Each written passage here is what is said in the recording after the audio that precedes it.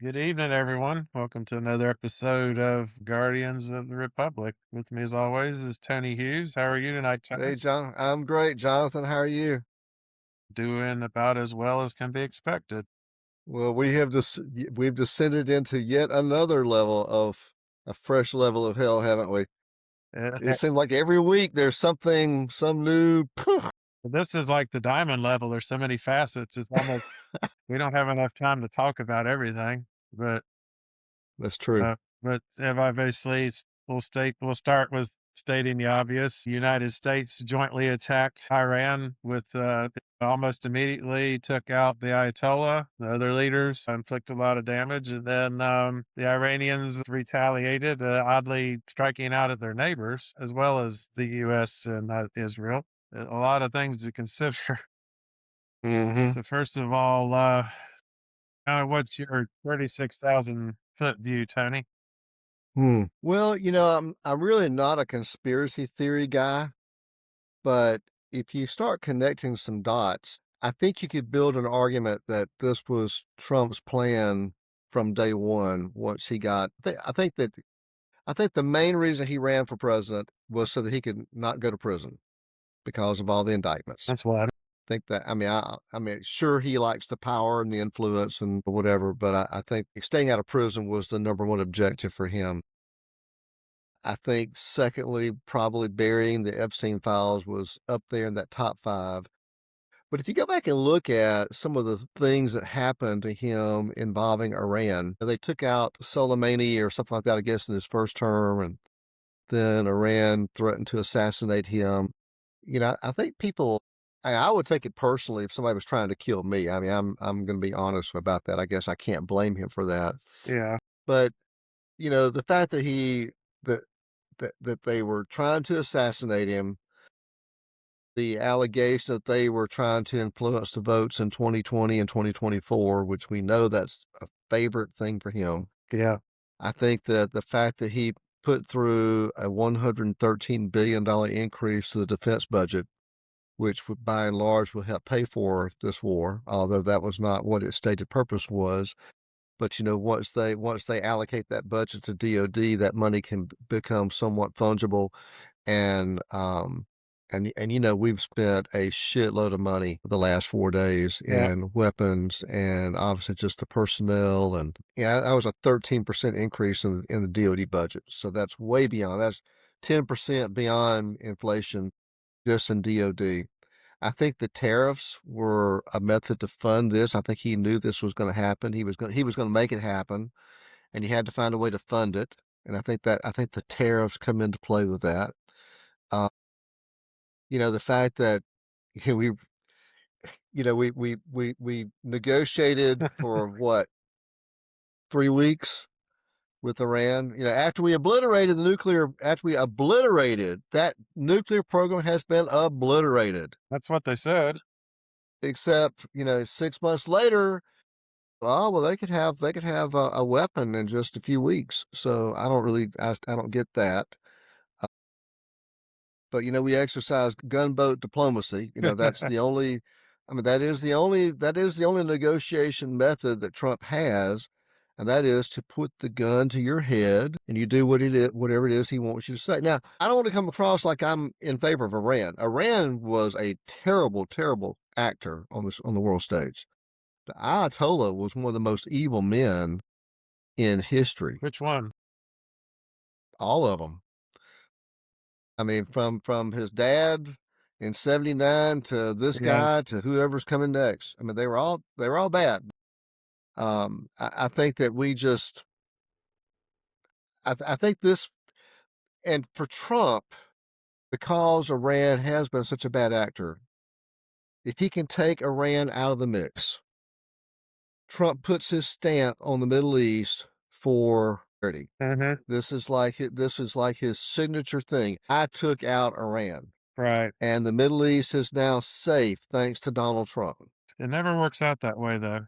Except every time we've tried to change that dynamic in the Middle East with a war, going back to, in fact, I was commenting on a friend's Facebook post this afternoon who was kind of saying the same idea that these regime changes in the Middle East never work out well for us. And Nope. I was trying to count back.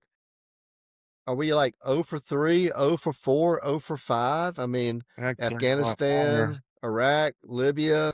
Well, how long were we over there after the mission accomplished? Well, yeah. You know, it's, But we never left. you We never know, left. But and I think this is one reason why Trump was really on that full court press to get the Nobel Peace Prize this past year, because he knew there was no he way had in no hell chance he'd get it now. So anytime that was like future. his one and only shot to get it. And I think also the fact that, Spain and Great Britain are not playing No, in the sandbox with us this time. I mean, Great Britain's one of our best. Great Britain and Canada are probably our two closest allies, and Great Britain saying, nope, no, we're sitting this one out. And yeah, it's really a big deal with Spain, because we can't use Diego Garcia as a base. yep, And that is probably one of the most important bases we have over there in that distant part of the world for landing our airplanes exactly. and having a supply. So like the B-2s, I mean, they're literally doing 30-hour round trips from Whiteman Air Force Base in Missouri. So they take off in Missouri, they fly, they never land, they drop their bombs in Iran, they fly back, they land in Missouri. Think about how many times you have to air refuel to go from point A to point B and back in 37 hours of big jet like that. It's mind-boggling expensive Yeah, to do this. And typically what they would do is fly from Whiteman, drop their bombs in Iran, and then come back and land at Diego Garcia right. and shave about 15 hours off that trip. But we can't, because Yeah, Spain says, no, we're not. And I think they understand that this is just an ego trip for Trump. I mean, I really think that this is an ego trip for Trump. And I know I'm probably soaking up all the air in the room right now, but how many excuses have we heard so far in 4 days for the imminent threat as the justification for the president taking unilateral action without congressional approvals? I think my favorite with Bob Johnson's. This was a preemptive strike because they were going to attack us when Israel attacked. Yeah, apparently Netanyahu boxed us in, and we had no choice. And But did you hear? But late this afternoon, we had this tidbit, this intel tidbit mhm, that kind of sneaked past us all. Because the intelligence, now, according to the reporting, when the Pentagon briefed congressional staffers on Sunday, they said that there was no imminent threat. They had no intelligence that Iran was planning a preemptive strike against the United States. But now we find out. But then, well, maybe they are, because if Israel attacks Iran, Iran's going to attack us. So we've now got to go in with a joint attack with Israel. yeah. So, But today, this afternoon, around lunchtime, Trump said, well, I just had a feeling. I had a feeling that they were going to attack us first.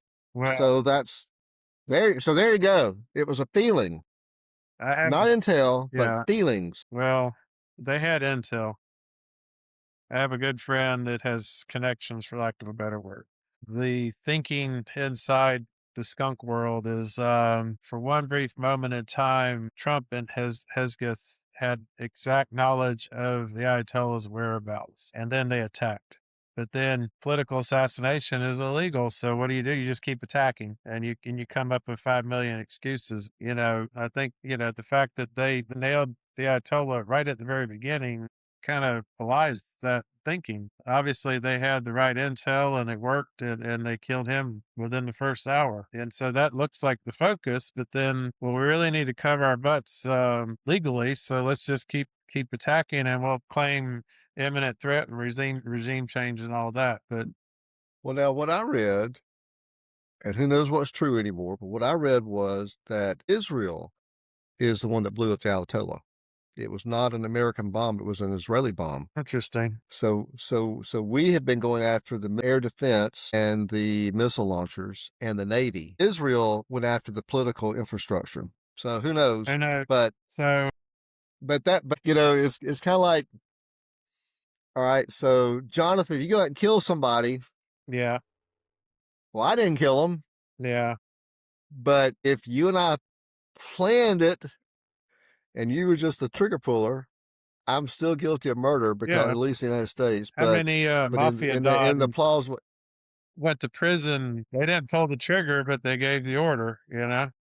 yeah, yeah, just more ridiculous stuff that comes out of Washington D.C., out of the White So House. I've had a number of takes on this since it started, and a lot of it is more in my background and my knowledge of history and political science. But first thing that jumped out at me was like I could hear Henry Kissinger speaking loudly. I am Jewish, but we would never ally with Israel and attack on an Arab nation. But that's just idiocy, you know. Remember how Bush Sr. gave himself a hernia protecting Israel from Scud attacks because Oh, yeah, if yeah. they Please stay retaliated out. if they Stay out. retaliated, the coalition would just crumble.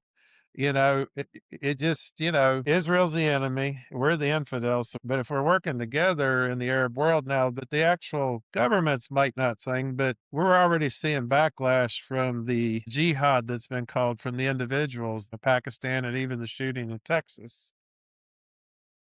You got to remember with these people, and the same thing with that little arrogance of like, I don't understand why Iran is retaliating.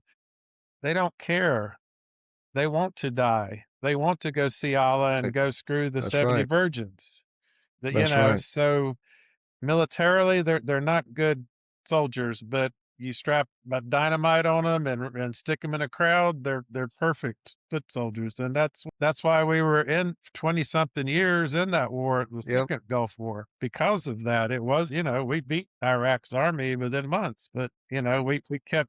Within a few days. Yeah, I mean, really. I mean, they weren't effective after a while, but then, you know, it was all of the, you know, and, you know, all of the 9/11 participants were from Saudi Arabia. Of course, did the government have anything to do with that? I'm not quite sure, but all of those guys were from Saudi Arabia. So you don't want to inflame the Middle East because, one other thing, but one other thing I thought too, Greg, was, I mean, Jonathan, is that, sorry, I spent so much time talking to Greg before we got uh, started, and, and I'm still seeing his name up there as the producer on here. yeah, But one of the little things I thought about in my little conspiracy theory is that, has the Ayatollah become the greater threat to the wealthy Arab nations, Saudi, Kuwait, UAE, Oman, all the ones that Qatar, the ones that have been paying off Trump. I mean, right. the billions of dollars that he is his family, his kids, quote unquote, are the big investments they're making in there. The $400 million jet for Air Force One. I mean, I just wondered, that was another thing. Have they cut a deal? Is there a deal there? Hey, give me this money, do all these things for us, and I'll take out the Ayatollah for you. I'll Yeah, take out Iran for you. And even Venezuela. That was another thing I forgot. yeah, Venezuela to me is a key because we have Venezuelan oil. Knowing that if you go after Iran, that's going to shake the oil markets. That's going to drive the price of gas up. I passed a gas station today, and diesel's already at $3.99, yeah, $4 a gallon right. here in central Alabama. But if we're getting 80 million barrels of oil from Venezuela now, that mitigates that somewhat. So is that another little piece of my conspiracy theory of how Trump was trying to organize the chessboard so that he could take Iran out and put Well, his mark on Middle East peace? see, my thinking goes to something else, and it goes back to the narcissism and the ego. But this is going to be the second time that ego is going to cost American lives. When Trump took office, we had a treaty in place with Iran, and it was working. But he had this thing when he come in: anything with Obama is bad, and I've got to rip it out. I'm going to renegotiate a new treaty. He did the same thing with COVID. As soon as he came in, he defunded the pandemic task force, which had successfully curtailed 5 previous pandemics like H1N1, minimized it, and it went away. So that was not in place. And so COVID comes into the country, and then he lambasts the CDC, who's trying to do their job. And then he doubled down with, well, it's a hoax, it's a fake, there is no virus. And by Mm-hmm. the time he got sick and got a injection, Mm-hmm. 200 something thousand Americans died because of Yep. his ego. Yep. And then he still like he waffles. Sometimes he tells people you need to get the injection, and he gets booze. And, oh no, it was a hoax and all that. So now we had a treaty in place, and he insisted he could do better, but Iran wasn't going to negotiate with that. Mhm. And it frustrated him that after all this time, they wouldn't just knuckle under to him. So Mhm. what do? You use Mhm. a sledgehammer to crack a walnut, Yep. because you can do that as a and even then, you're getting into other legalities at that point. At what point does this transcend the War Powers Act and get into where we're just really at war with Iran, Yep. and Congress needs to take over here. Yep.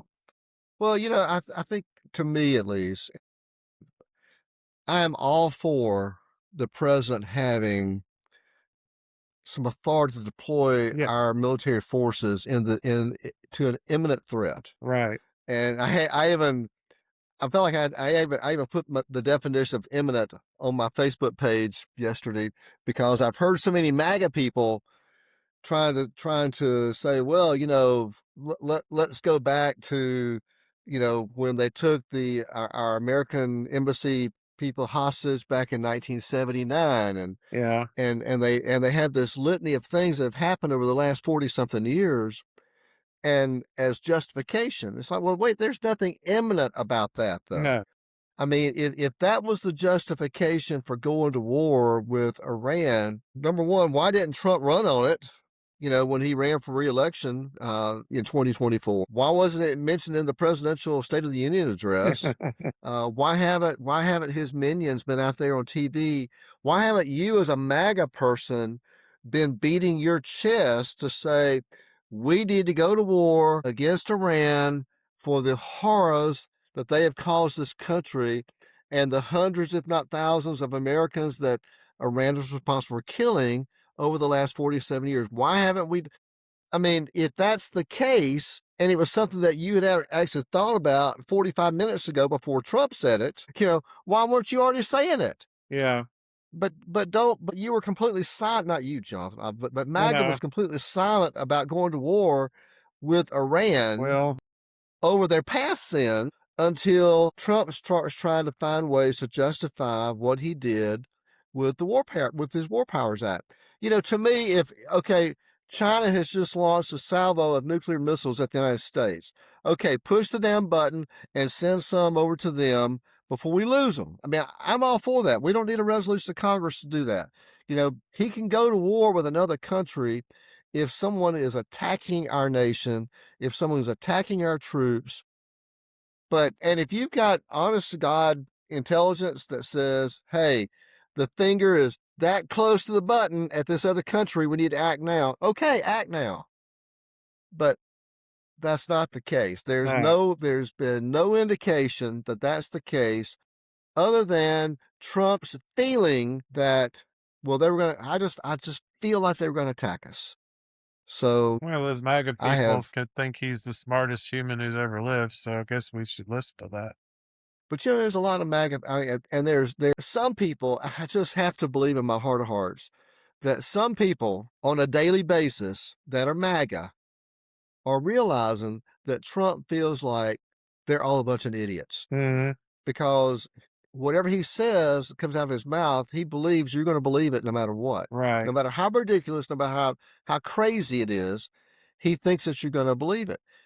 And I've just got to believe that little by little by little, some of these people get calved off, because no, I, I I'm not, to quote Rush Limbaugh, when he talked about his followers, people would accuse his followers of being mind numbed robots. Hmm.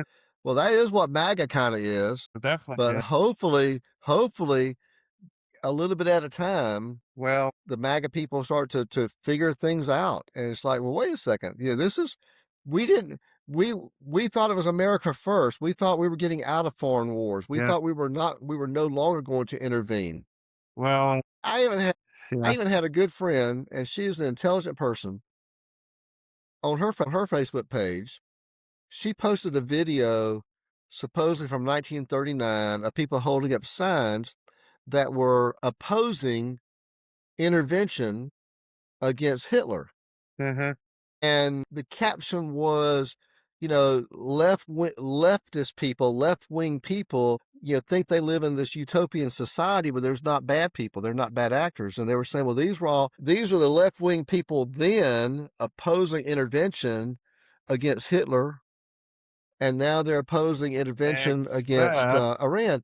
in It's completely 1939 opposite. exactly. They're totally screwed up because it Yeah. was truly the America First Mhm. isolationists, which were largely Republican, Well, I think I poster child Charles Lindbergh, yep.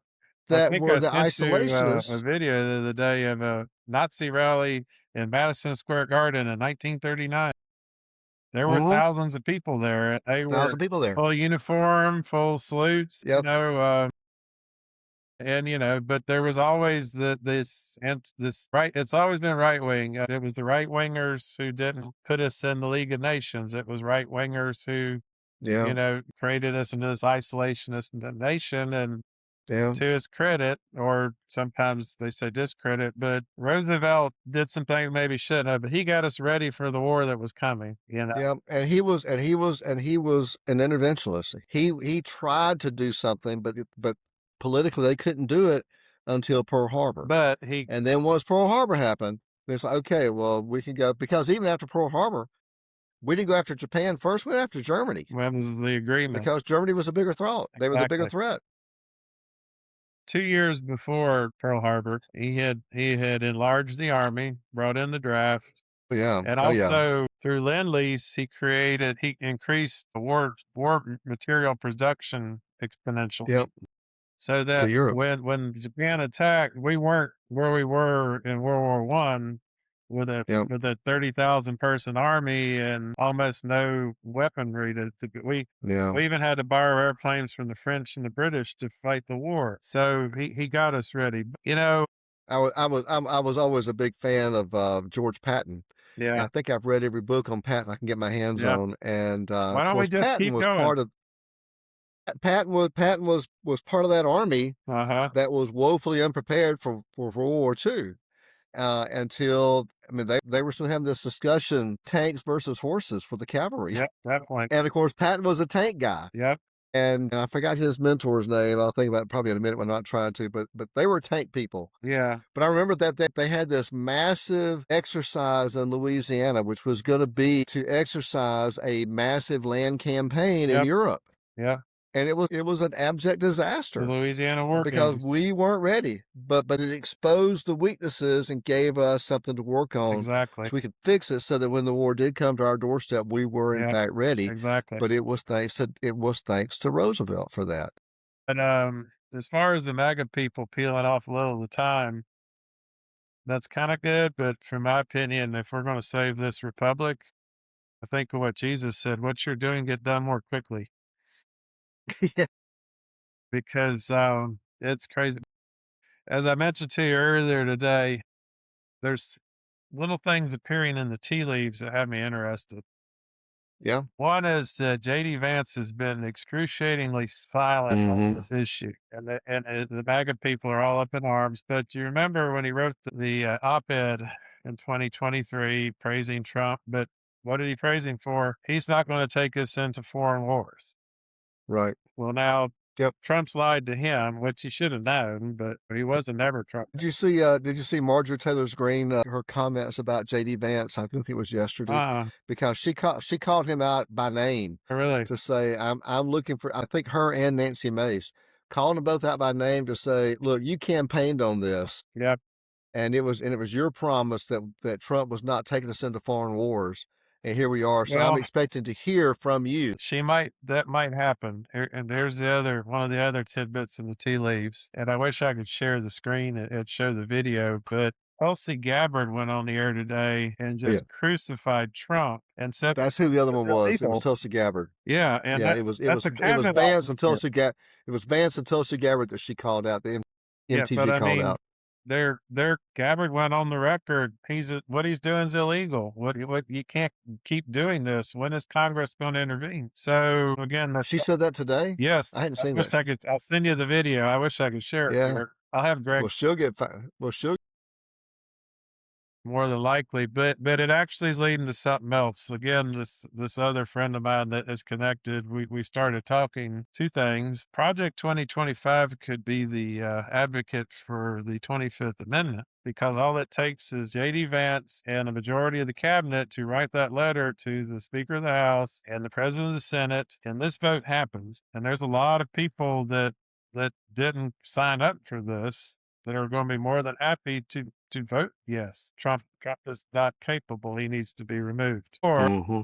they could secretly work behind the scenes on impeachment, but with actually Mm-hmm. obtaining a conviction, because more and Mm-hmm. more Republicans are speaking out to him. And it started with the Epstein files. Yep. That call, and more and more now, the John Birch Society, which has always been extremely right wing, is condemning Trump Mm. for getting Mm-hmm. involved in a foreign war. Mm-hmm. So there are cracks starting to appear, but is there a movement afoot maybe to try to get Trump removed internally? Hmm. I don't know. I tell you what, though, I think that if Iran truly blows up in his face, and yeah, and militarily, like it's been with every excursion we've had into the Middle East, militarily, we will kick their ass. I mean, they can't stand up to our military. Our military is too strong, it's too professional, it's too technical. It's a completely unfair fight, which is exactly how our military is organized to fight. It's supposed to be an unfair fight with us, with it being the advantage to the United States. Until But what happens after that? What happens after that? You've taken out the regime, you've taken out the Ayatollah, and Trump said today, somebody said, okay, well, who do you want to be there? He said, well, I had 2 or 3 guys, but they've all been killed already. So, which makes me wonder if there's really a great coordination between the target list, between what Israel, if it is in fact true that Israel is the one taking out the political assassination, and we're just there for show, but to say me too, we're in here too. But I don't think they have any idea. I saw the Shah's son, making his pitch, the Crown Prince, to come back in. Well, hell, he hadn't been in Iran since 1979. He's 60 something years old. He was a teenager yep, when the Shah was exiled. yep. And he's an old man because he's younger than I am, but he hasn't been in Iran for years. So I can't see that. And a lot of people in Iran that are happy that the Ayatollah is dead. A lot of people in Iran and across the Middle East that are pissed off that the Ayatollah is dead. Exactly. So Well, is this going to be a jihad? The mullahs come in and start it's asking for already jihad started. again, and it's Already, already started. it's going to happen This could because be, they broke the first rule of diplomacy in the Middle East. You don't partner with Israel. yeah, yeah. I mean, But that's but just a even great beyond statement. that, it's yes, we've had the most powerful military in the world since World War II. But Vietnam, Iraq, Afghanistan, Afghanistan, and Libya, Syria. that has no effect when you're fighting little individuals running around bombing you, setting mine anti-personnel stuff. I see so many people walking around with those hook prosthesis on. They've got a leg missing. I know where it Mm-hmm. happened. It happened in one of those two Arab Mm-hmm. countries. They stepped on something. Yep. That went Yep. on for 20 years. So just because you defeat, they're not learning any of the lessons from Bush Jr. Mm-hmm. Just because you defeat someone militarily doesn't mean the war is over. Same That's with right. same with Vietnam. We won all the And battles and we lost the war.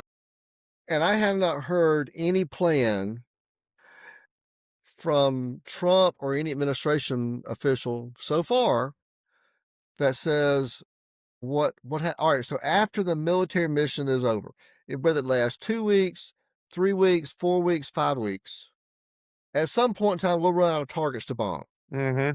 Now, are we going to send in troops? God, I hope not, because I think he would probably get impeached if he had to send troops in, but he won't rule it out. Well, He's not Iran has ruling it a much out. larger population than Iraq did.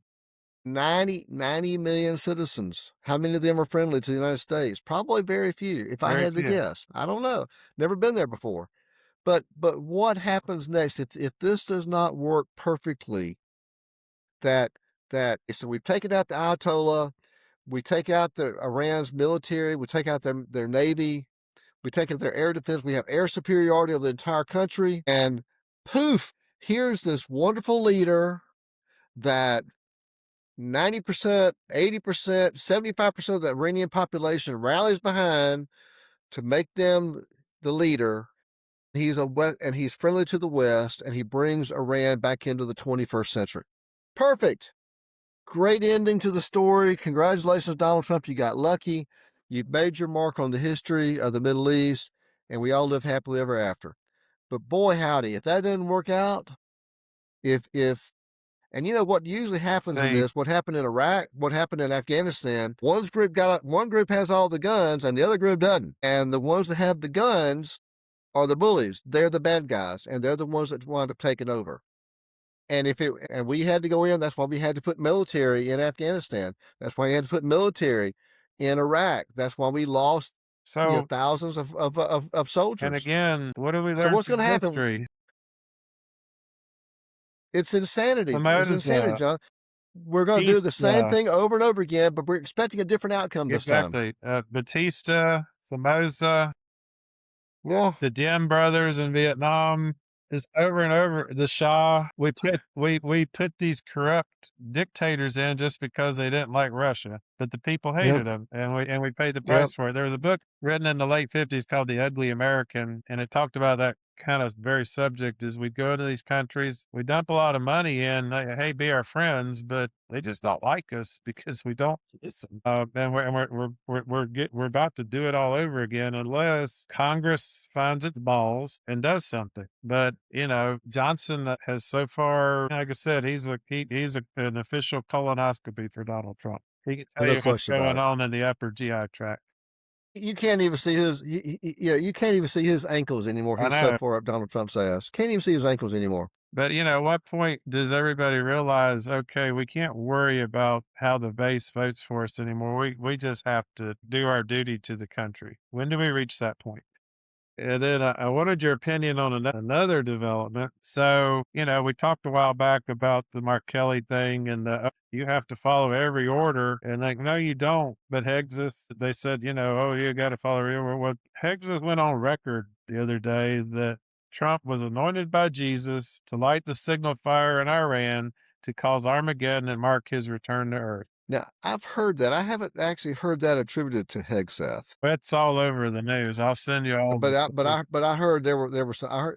I just heard military commanders were telling their troops this. It came from the top. There's video. It could very well be Hegseth. I mean, that sounds like something. I mean, it sounds like something he would say. So since then, there's been that's Christian nationalism. Even though Charlie Kirk, was, as I understand, vehemently opposed to any military action against Iran, but nonetheless, here we are. So in the last, by the way, that shows a complete misunderstanding of the Book of Revelation too. By the way, because Armageddon is at the end of the tribulation.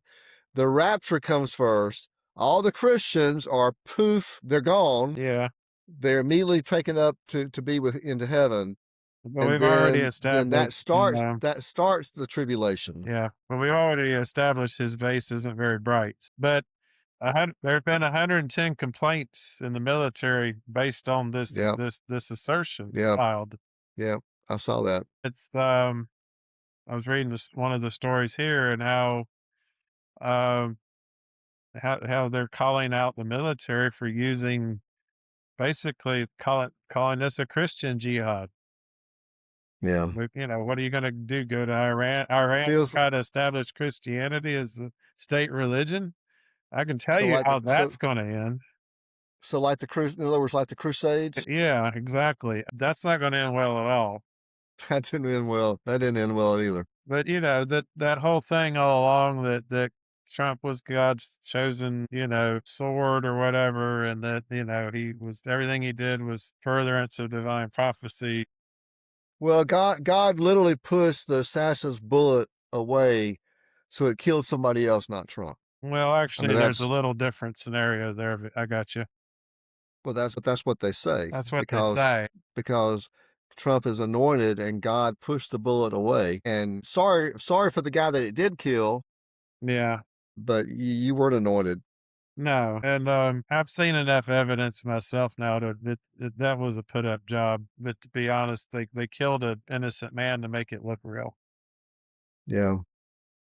Well, I will tell you, the 2 years ago, I read the Bible from cover to cover, but Uh, I read a chronological Bible, which was fascinating to read. I believe would my be thoughts about this interesting because it does jump around. because then it reads like a history book, Yeah, especially the Old Testament, because the Old Testament is kind of unreadable to me. Uh, a lot because of the way they have the books grouped. yeah, But when you read it in chronological order, so you may be reading part of this book today, or you may read from three different books of the Old Testament on the same day because it's talking about the same thing. It makes so much more sense. I cannot recall, and I've actually talked to several of my own personal spiritual mentors that are pastors that know a lot more about the Bible than I do. Has God ever called up an ungodly leader to punish a nation that's doing what it's supposed to be doing?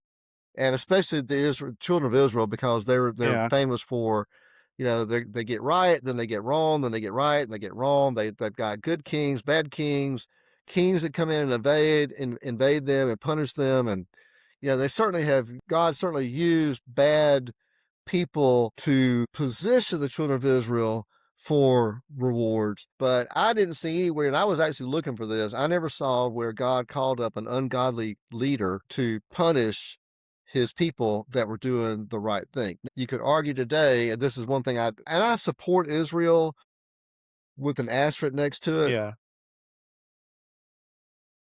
If you believe the New Testament, if you believe that Jesus is the Son of God, if you believe, as Christians do, that Jesus is the path to your salvation, then why is God still protecting the Jewish people? Because they rejected his Son, they rejected the Savior of the world.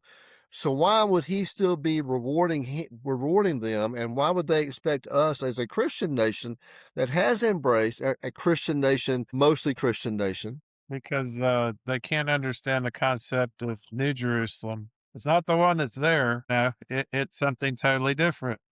But That's we've right. spent however 70, 80 years coloring our foreign policy based on misrepresentation of prophecy. Yeah.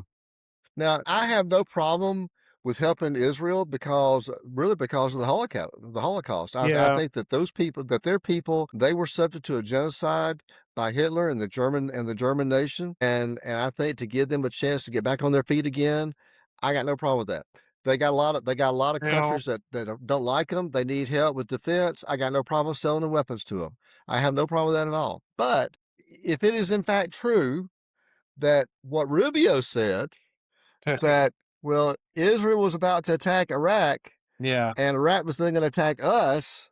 So we had to preemptively attack yeah, Iran. All right, I'm going to throw the bullshit flag on that because we're the big dog. Israel's the little dog. And if we can't control Israel, if we can't tell Israel, hey, we believe that we're going to get attacked by Iran if you attack them, so don't do it. yeah. And we mean it. Well, And we got the money. I mean, if Trump is this big negotiator and he likes to use the money and the things that we do for other countries as his big leverage, use that leverage to tell Israel, you don't attack Iran. We're going to work with diplomacy a little bit longer, so we can't figure out a way to fix this short of military, because yeah. military is always supposed to be the Look, absolute last last resort. option, Yeah. the last option, Not not the the first one. negotiations aren't going right, you know? Yeah, well, we tried for 3 weeks. It's not Yeah, going to yeah. work. But You know, I mean, they want to do a deal. They don't want to do. I mean, Trump said day before yesterday yeah. they wanted to do a deal, then they didn't want to do a deal, then they wanted to do a deal, then they didn't want to do a deal. So we just attacked them. It's like, really? My heartburn for years has been knowing the history of how this came about. Yeah, no, what happened in the Holocaust was terrible. We have to take accommodation for that. But the nation of Israel was founded by terrorists. They took over land that wasn't theirs. The British didn't know how to stop it. They were blowing up hotels and British facilities, and they just muscled their way in. And then they fought war after war to stay in. So, the horse is out of the barn. So I support the nation of Israel, but it was an illegitimate nation. But they played that sympathy card to the hilt, and they took over a land that, to be honest, they had no business to. It hadn't been there since 70 CE when the Romans kicked them out. And it's caused nothing but trouble in this world since then. Well, Israel would argue that that land was given to them as the promised land when they came out of Egypt. Well, that was before God used Nebuchadnezzar and the Roman Empire to kick them out twice.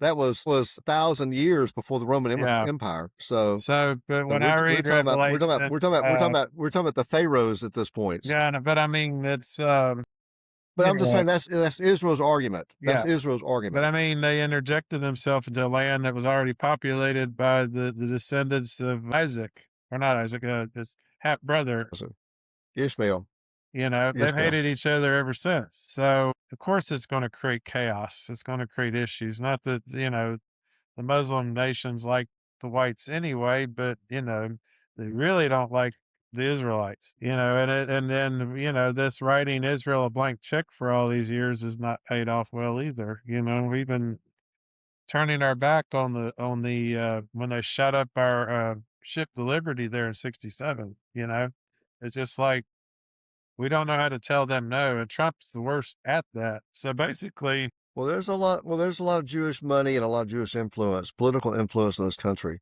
So I think that's more than just this Christian biblical sense of no, definitely. obligation to No, the it Israel. I is think there's a like, reality of there's a lot of money behind the Jewish people in this country and you that look they're at trying to appease them. the lineup of people who wanted Kennedy dead. That was actually one of them because of the nuclear plant at Myanmar that Kennedy insisted Sharon, what was his name?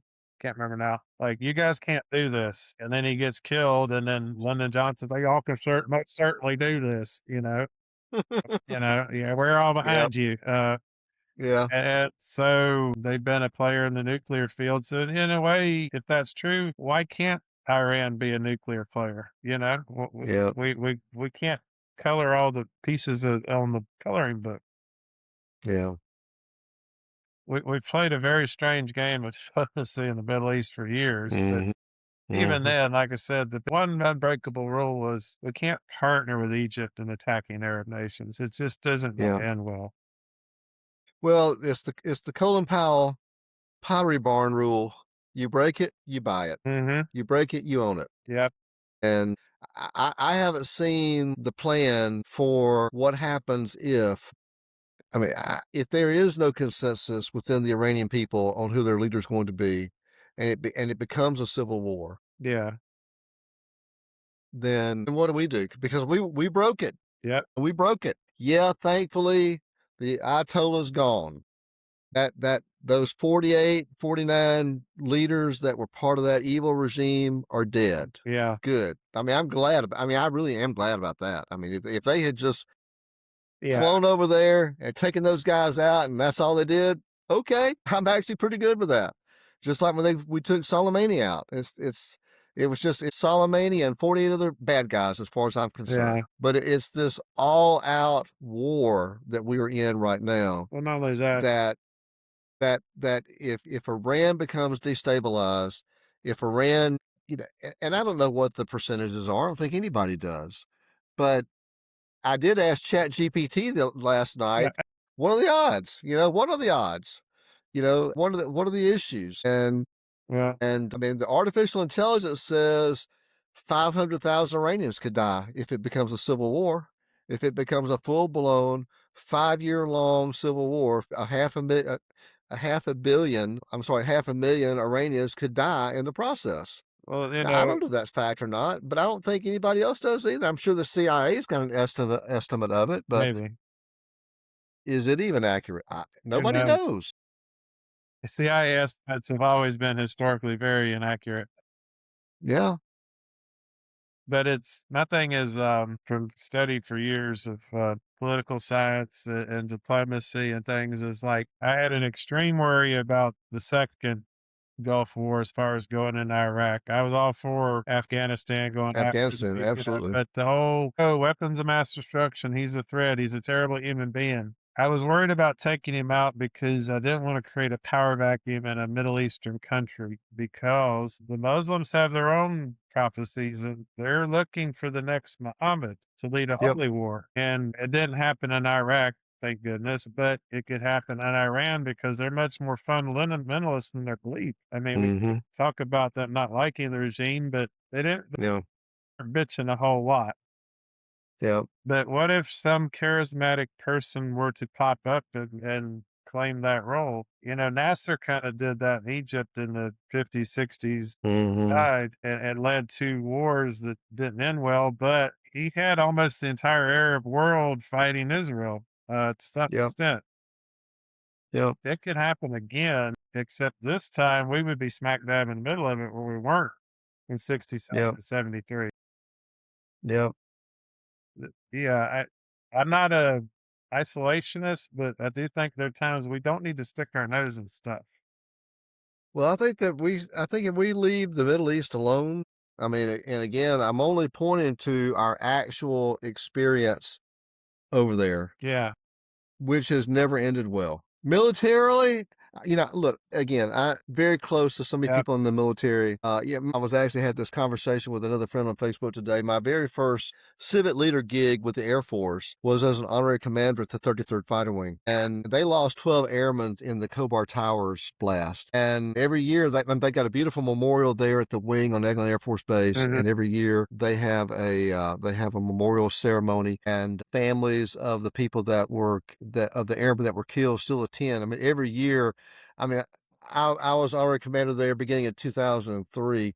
So it's going on 23 years now. And I have probably not missed more than 5 or 6 of them over the last 20 something years. So I've met the families of some of these airmen. So I've seen these Gold Star families, and I know the stories behind all of them and who they were and what they were doing for the fighter wing. They were all enlisted. So I've seen the terror that the Iranian regime mhm, did with us at Khobar there in Lebanon. yeah. Well, But I just don't think you go to war with them today over Khobar Towers. I mean, then was the time to go, and we didn't.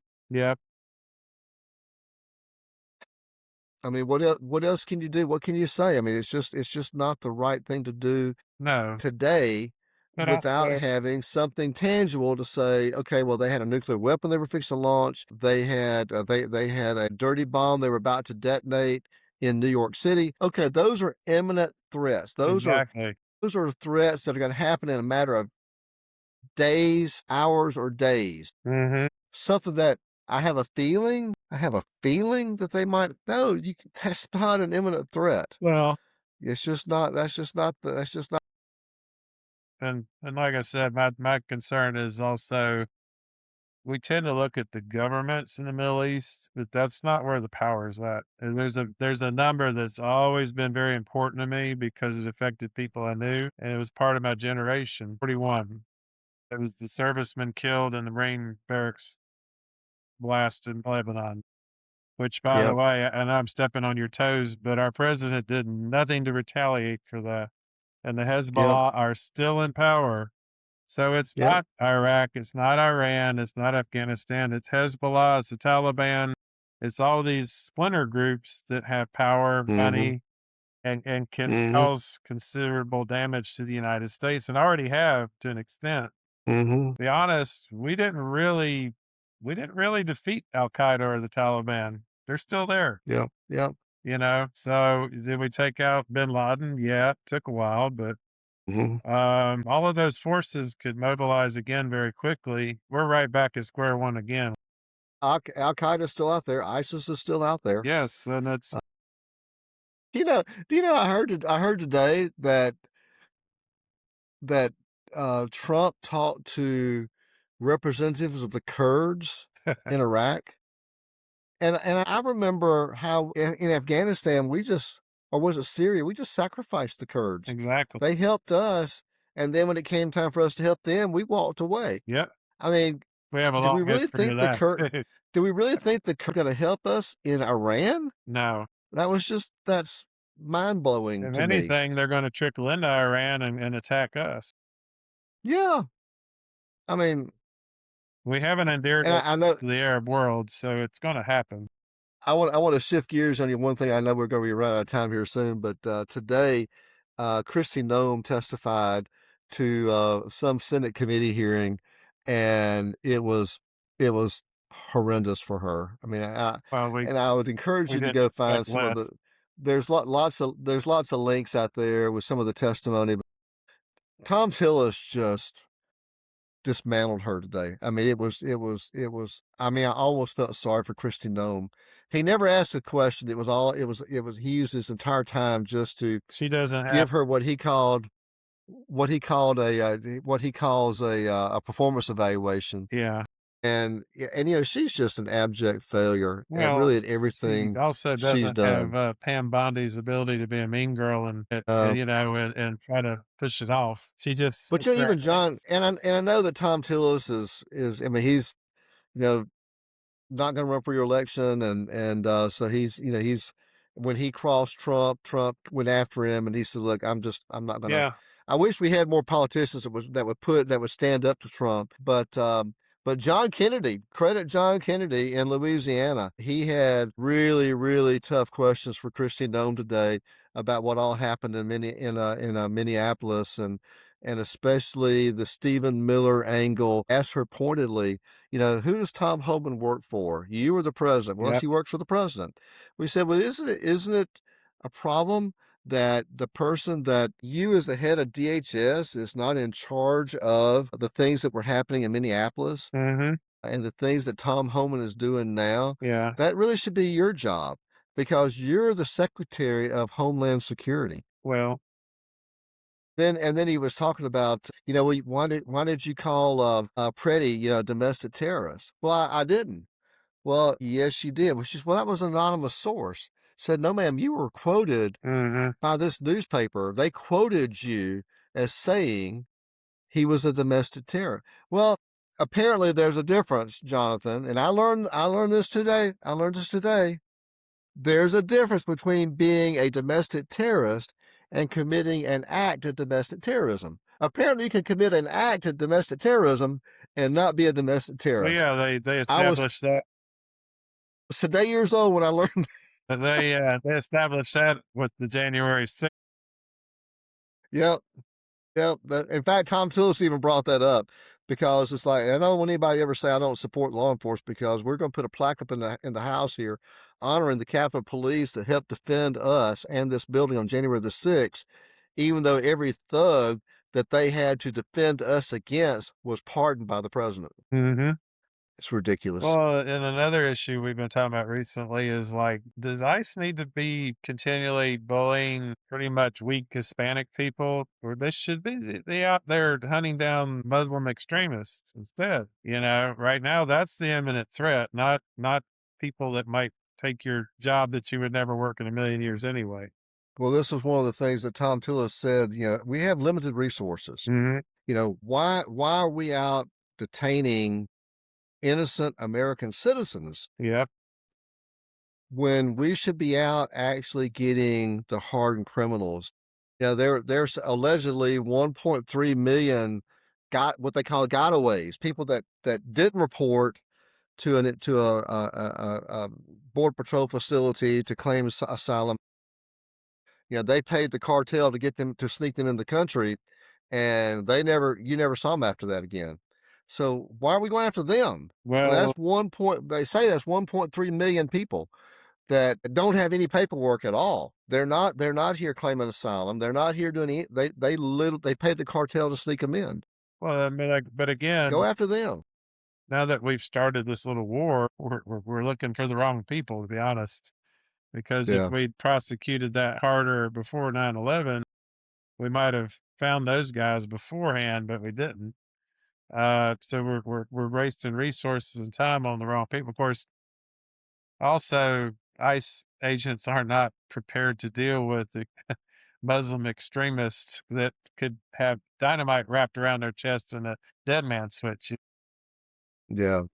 It's, Well, they're not even prepared for housewives in Minneapolis, no, much and it's less And suicide bombers. actually, there were two court rulings today that went against DHS in New Jersey and Texas. The judge in Texas, who was a Bush appointee, said with one particular person, look, either have a bail hearing or release him, one or the other. But the judge in New Jersey made the point there have been 50 court rulings that DHS has ignored. And he basically said, this is going to stop. And so now you've got division in DOJ where you got Bondi and her people, but then you got the actual appellate judges and the bench judges that are trying to, do their job and render constitutional decisions. So, Jonathan, I'll leave you with one question. We can ponder this. We'll talk about it next week Yeah. because we'll have the War Powers resolution vote will have taken place by the time we meet again next week. Yeah. If Congress does wind up passing a resolution in the House and the Senate that limits the president's war-making power Uh-huh. in Iran, will he honor it? Well, I've been saying that all along. And they're looking for that test case of where he defies everyone. And that's where you start your despotism. That's where authoritarian rule in this country starts. Who's going to enforce that law on the president and the executive branch? This is the things I've worried about. And I told people 3 different times, if you voted for Trump, this is what you're getting. I don't care what the other person looked like. This is what you're getting. The chickens are coming home to roost. So, anyway. Well, it'll be an interesting week. Oh, I'm sure. They've always been interesting weeks, haven't they? Well, this one, We've never had a lack of anything to talk about, have we? no, especially this week, because there's a lot of things we didn't even bring up yet. There was I lack of know. time, but so yeah, so we'll leave it with that tonight. We'll stick a pin in it and we'll revisit next week. So, but again, we appreciate everyone tuning in again to the Guardians of do. the Republic. A blue person and a red person with one universal thought: we have to save this republic from the orange We person. do. Yeah. So again, thanks, Tony, as always. Thanks, Jonathan. Appreciate it, and we thank everyone for Have a great week. tuning in, and we welcome. We please tune in next week as we talk about the same things, but in a different story. All right, everyone, have a good evening. Thanks again. Thanks. Thanks a lot. Thanks. Bye bye.